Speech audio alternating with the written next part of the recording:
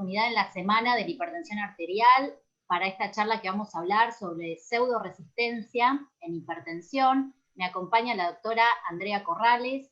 Ella es médica cardióloga, staff en hipertensión arterial y en ultrasonido cardiovascular del Instituto Cardiovascular de Buenos Aires. Yo soy la doctora Ana Lucía Costa, soy médica cardióloga, staff en hipertensión de la Fundación Favaloro. Andrea, un gusto. ¿Qué tal? Bienvenidos a todos.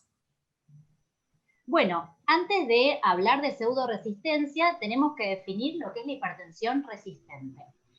En las guías se define como una presión arterial persistentemente mayor o igual a 140 y o 90 de diastólica con 3 drogas, o sea que el paciente tenga 3 drogas en su tratamiento, uno de ellos que sea al menos un diurético. Las dosis deben ser máximas o máximas toleradas. En el último statement de la AJA agregan en la definición que preferentemente las drogas sean un inhibidor del sistema renina-angiotensina-aldosterona y un bloqueante cálcico acompañando al diurético. Además de esto, ellos agregan que para definir que sea resistente hay que haber excluido estas 3 causas: que la presión arterial haya sido medida adecuadamente, haber excluido lo que es guardapolvo blanco y excluir la falta de adherencia en el paciente. Y esto sí es el territorio de la pseudoresistencia. Bueno, Andrea, ¿y qué pensás de estas causas de pseudoresistencia? Bueno, cuando hablamos de la medición inadecuada de la presión arterial, como ya se nombró en los videos anteriores, es muy importante cómo se toma la presión arterial, digamos, tanto en el consultorio como el paciente, explicarle al paciente cómo lo debe hacer en su domicilio. Para eso tenemos distintas herramientas. Una es el monitoreo domiciliario de la presión arterial y el monitoreo ambulatorio de la presión arterial, que vendría a ser como el gold estándar, en el cual uno puede descartar la hipertensión de guardapolvo blanco. Y lo otro es la falta de adherencia al tratamiento. Es muy importante tener en cuenta también el tratamiento no farmacológico, además del tratamiento farmacológico. Bien. Bueno, con respecto a lo que decís de guardapolvo blanco, nos referimos a aquellos pacientes que le da la presión arterial elevada en consultorio y normal fuera del consultorio. Exacto. Y lo más importante es usar lo que son los equipos validados para la toma de presión. El monitoreo ambulatorio, sí, automático, y si no, el monitoreo domiciliario, que no es la toma de presión en farmacia, sino es con una técnica que hay que enseñarle al paciente, ¿sí? Sí, eso es muy importante. Y después decías de la adherencia. Sabemos que la adherencia es baja. ¿Por qué te parece que el paciente puede ser, no adhiere bien al tratamiento? ¿En qué estamos fallando? Bueno, a veces hay varios factores. Por ejemplo, la edad del paciente, si el paciente es muy joven o muy anciano, muchas veces se olvidan la toma de la medicación. Entonces, vamos a tener, digamos, que evaluar en ese sentido distintos métodos para ver si el paciente está tomando adecuadamente la medicación. Después, otra de las causas es la vivienda. Si un paciente vive en una zona rural y no tiene acceso a esa medicación o la medicación le resulta difícil de acceder, tampoco la va a tomar, digamos, o va a abandonar rápidamente el tratamiento. Otras es lo socioeconómico, digamos, también en la parte socioeconómica hay que tener en cuenta de que muchas veces nosotros para mejorar la adherencia usamos combinaciones fijas y las políticas de salud a veces no las cubren. Hay varias cosas, digamos, que se podrían, digamos, evaluar. Perfecto. Y creo que lo que decís es muy importante porque al momento de dar un tratamiento uno tiene que evaluar el contexto social del paciente, uno tiene que preguntar cómo trabaja, a qué horas, ¿sí? Muchas veces tenemos pacientes que tienen horarios nocturnos que también dificulta la toma de la medicación. La parte socioeconómica que dijiste es muy importante. Uno hace la receta, pero tiene que asegurarse que el paciente va a acceder a esa medicación, ¿no? Eso es muy importante. Y bueno, lo que... También la comprensión, cuando uno le explica al paciente que haya entendido, digamos, lo que le dijimos, digamos, cómo tomarlo, por qué no debe abandonar el tratamiento. Cuando uno le explica al paciente son unos minutos, digamos, en lo cual le explica por qué tiene que tomar la medicación, bueno, eso también influye, digamos, en el que el paciente cumpla porque no quiere padecer ciertas enfermedades, digamos, las consecuencias. Claro, sí, creo que también ahí hablamos un poco de la relación médico-paciente, ¿no? No es solo una receta, tomás esto y ya está, sino que el paciente Exacto. tiene que primero comprender qué está tomando y por qué. O sea, vemos que siguen un número, la presión arterial es un número, no saben bien eh, qué es lo que trae, pero saben que la tienen que bajar de alguna forma. Creo que Exacto, sí, ahí sí. la educación del paciente es un rol fundamental para que se empodere y sepa por qué toma la medicación, ¿no? Exactamente, más que nada la educación del paciente, que es muy importante. Bueno, Perfecto. y otra de las causas, que es la que tiene mayor prevalencia, es el subtratamiento, digamos, en que, bueno, O es sea que lo que esos son vemos parte de habitualmente. los médicos. Ujú. Bien. ¿Y qué? Evitar la inercia médica también.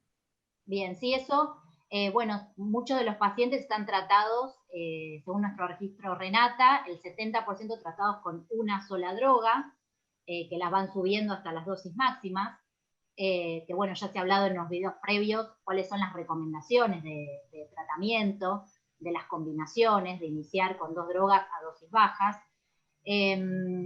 Y bueno, la verdad que muchas veces me ha pasado a mí en consultorio, a vos te pasará que me gusta preguntarle al paciente, ¿hace cuánto que venís tomando esta medicación?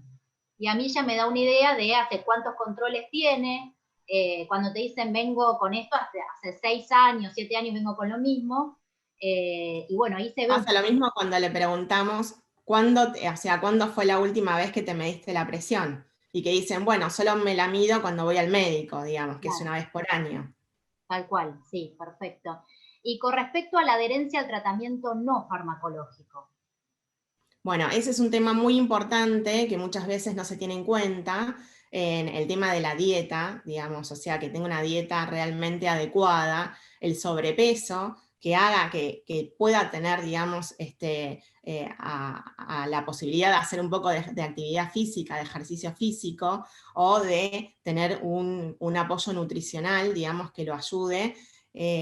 Y hay formas de evaluar eso que son sencillos y son muy, digamos, son relativamente no muy caros, que uno sería la excreción de sodio urinario. Esa sería una forma en la cual uno puede evaluar si el paciente realmente, cuando le preguntamos, está comiendo una dieta hiposódica, si realmente es así, ¿no? Claro, claro, medir sodio urinario en orina 24 horas. Exactamente. Y también lo del sodio es un tema porque la gente te dice yo como sin sal. Pero al momento que uno dice eso, automáticamente la pregunta es, ¿usted come fiambres? ¿Usted come quesos? Y le dicen que sí, porque el paciente no tiene el concepto del sodio en los alimentos ultraprocesados que ya vienen Claro. en grandes cantidades. Entonces, ellos piensan que no están comiendo con sal porque no le agregan sal. Entonces, el sodio oculto en los alimentos hay que explicarles y enseñarles también. Exactamente. Y hay otras herramientas que uno tiene en el consultorio, por ejemplo, para medir adherencia. Una de ellas es el test de Morisky-Green, que consta de 4 preguntas. Son 4 preguntas muy cortas, fáciles de hacer y que no consumen mucho tiempo en el consultorio. Que una es si, o sea, tienen que ser todas, digamos, para evaluar la adherencia, tienen que ser las 4 positivas. Una es si se olvida de tomar la medicación, si cumple el horario de la toma de la medicación, si se siente bien y deja de tomarlo. A veces el paciente dice, no, no lo tomé porque me sentía bien, o al revés, si se siente mal y deja de tomar la medicación. Esas serían esas 4 preguntas, fáciles de hacer, no llevan tiempo, y si alguna de ellas es negativa, uno puede hacer énfasis en ese punto para mejorar justamente la adherencia. Perfecto. Sí, bueno, esto lo charlábamos antes también de que muchas veces viene un paciente diciendo mi presión está descontrolada o te remite un colega, un paciente que no controla la presión y cuando vos lo evaluás tiene las 3 drogas, el paciente toma la medicación, tiene las dosis adecuadas, pero tenés un paciente adelante que es obeso, tiene un índice de masa corporal de 35, no hace ejercicio. Ese paciente no está tratado. O sea, a ese paciente le falta cumplir tratamiento para decir que es un paciente resistente. ¿Sí? Creo que ¿Qué opinás ahora sobre nuestra pandemia de la obesidad y el riesgo cardiovascular? Bueno, eso es justamente uno de los temas muy importantes porque al paciente le cuesta, digamos, tratar de hacer actividad física, muchos por una cuestión de espacio, ahí también entra, digamos, toda la parte social. Entonces hay que tratar de, bueno, ahora hay muchas, digamos, actividades, ya sean virtuales, online, en las cuales uno puede utilizar un momento de su tiempo como para dedicarlo a eso que sería, es parte del tratamiento. A veces uno le dice al paciente, bueno, aparte de la medicación, tenés que cumplir con esto. Digamos, esto es parte de tu tratamiento. Eso el paciente lo tiene que entender y hay que buscar estrategias para ayudarlo a encontrar alguna actividad que pueda realizar y que sea constante, digamos, que no sea algo que haga 2 veces por semana o cuando se acuerde. Perfecto, sí. Creo que una vez que el paciente entiende por qué está, digamos, por qué se lo medica con lo que le estamos dando, ya sea para la hipertensión, la dislipemia, la diabetes, tiene que saber y ser consciente de por qué está tomando esa medicación y cuál es el beneficio. Si no, claramente la adherencia baja. Yo siempre le Exacto. digo que no haga ejercicio porque yo se lo digo, lo manda el médico, sino que busque una actividad que se divierta, que la pueda mantener, que se sienta bien.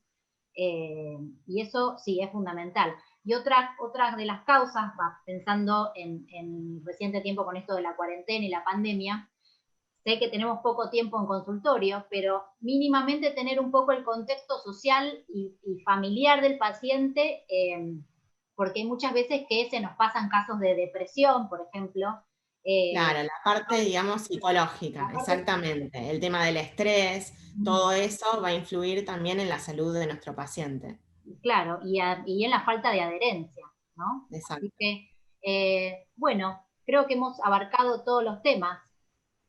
La verdad que sí, una Bueno, charla muy interesante y un tema que da, digamos, para charlar mucho más. sí, ni hablar. Vamos a terminar a ver con una diapositiva. Bueno, y como lo que hemos charlado con la doctora Corrales, la verdad muy interesante y como decimos, da para mucho más. Para que se lleven estos conceptos, descartar el guardapolvo blanco como herramientas para la toma fuera del consultorio, el monitoreo ambulatorio de presión, el monitoreo domiciliario, evaluar la adherencia al tratamiento, contamos sobre el test de Morisky Green, también se pueden ver los blisters con todo de pastillas, que el paciente te traiga los blisters que viene tomando, también pesquisar las recetas, ¿no? Muchas veces uno tiene en la evolución que hace 2 meses no viene, una de las posibilidades es preguntarle cómo conseguiste la receta, cómo conseguiste la medicación. Fundamental la dieta hiposódica y el peso adecuado. Una parte de pesquisarlo es el sodio urinario en 24 horas. Y siempre fortalecer las medidas higiénico-dietéticas, el ejercicio, la nutrición adecuada. Si el paciente no tiene el empeño, la capacidad de hacerlo solo, remitir a un profesional como una nutricionista para que lo ayude y lo organice. Y esto es muy importante, el subtratamiento, evitar la inercia médica, hacer esquemas que sean adecuados al paciente, que tengan en cuenta todo el contexto del paciente y en lo posible las combinaciones fijas donde se le facilita mucho más la toma de la medicación, ya que la puede hacer una sola vez al día y el resto olvidarse.